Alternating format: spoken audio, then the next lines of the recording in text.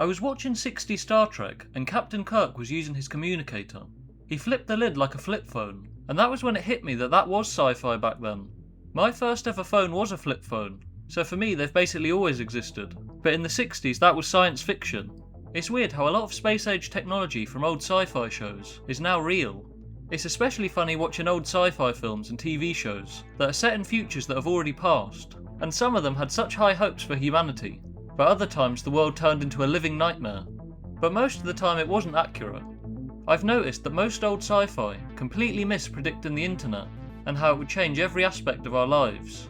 So in this video I'm going to take a look back at a few sci-fi futures set in times that have already passed, and we'll see what they thought was in store for humanity.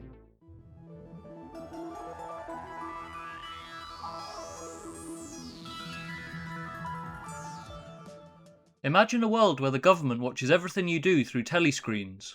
A world with constant surveillance and history being rewritten according to the party. A world where language is changed to limit free thought. I'm so glad we don't live in a world like that. But in all seriousness, 1984 is one of the bleakest visions of the future I've seen.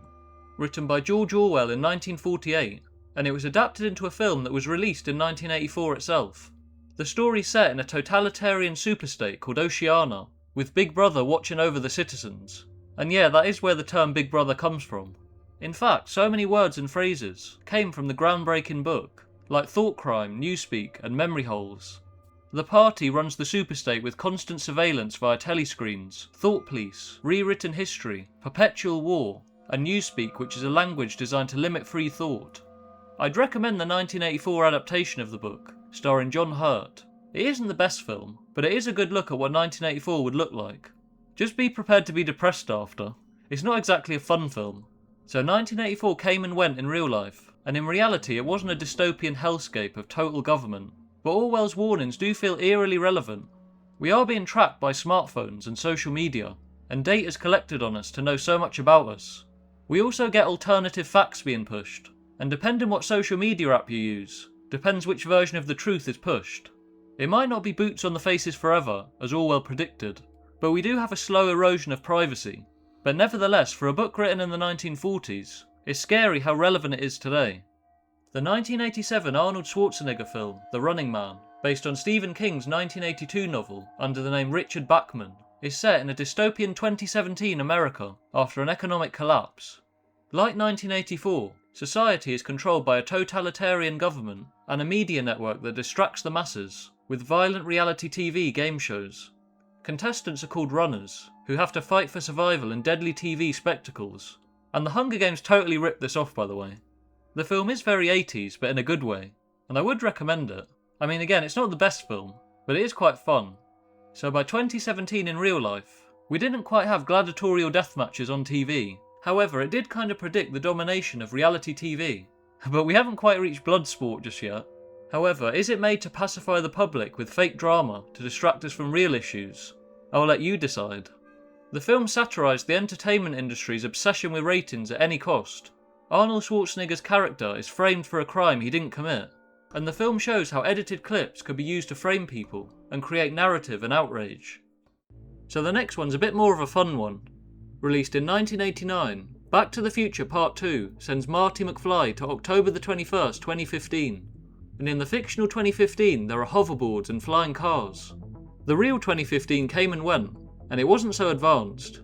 There's no Jaws 19 in store just yet.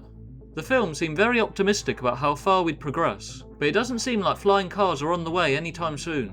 However, we do have video calls and flat screen TVs everywhere, so at least that's something.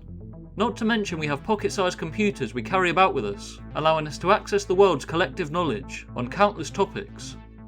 Stanley Kubrick's 1968 masterpiece, co-written by Arthur C. Clarke, spans from prehistoric times to 2001. The groundbreaking film certainly changed cinema, but by 2001, we didn't quite have sentient AI just yet. But we are seeing major advancements, with AI assistants now becoming mainstream, and Google integrating AI search in their search engine. However, at this stage they're just language models, and aren't actually sentient. There's also no Stargate monoliths quite yet, or commercial space travel, but we do have voice recognition and AI assistants. Ridley Scott's 1982 classic, is set in a rainy, neon-drenched Los Angeles in November 2019, and in the fictional 2019, we see replicants which are advanced androids, flying cars, environmental collapse, and off-world colonies. I've noticed that a lot of old sci-fi predict flying cars, but it doesn't look like that's coming anytime soon. And 2019 wasn't a cyberpunk dystopia, with bioengineered slaves, or constant acid rain, but big tech has emerged as a dominant force in the world, though nothing quite like the Tyrell Corporation just yet. We are having AI ethics debates, and it raises questions about what makes us sentient. Blade Runner again predicts video call, and I love 80s sci-fi so much, the way it looks old and futuristic at the same time. Well, for me at least, as someone born after the 80s. It just feels so unique. The film really is a masterpiece, by the way, and I definitely recommend it. And there's actually so much to talk about with that film that it actually deserves its own video, which maybe I'll do one day. James Cameron's 1991 sequel, Terminator 2: Judgment Day, predicts that a nuclear apocalypse will be triggered by Skynet on August the 29th, 1997. And 1997 came and went. While there's no time travel or cyborg assassins just yet, it again covers fears of AI going rogue, which seems to be increasingly discussed today, especially as we now have drones that are being used in war. The film highlights how our creations could turn against us, which is a theme that echoes in AI discussions today. Talking of drones, in 2012 the video game Call of Duty Black Ops 2 was released. The game featured a near future of 2025, with drone warfare, cyber terrorism, and a second Cold War between the US and China over rare earth elements, and we've now passed 2025, and it's scary how quick the near future becomes present and then past. The world doesn't quite look how Black Ops 2 predicted.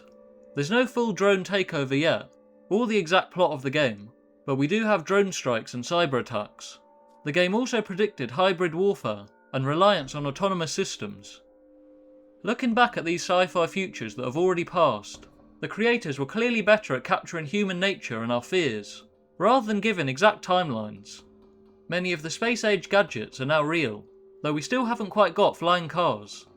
We haven't got the authoritarian regime of 1984, but our privacy has slowly been eroded, with CCTV everywhere, and us being tracked by our smartphones.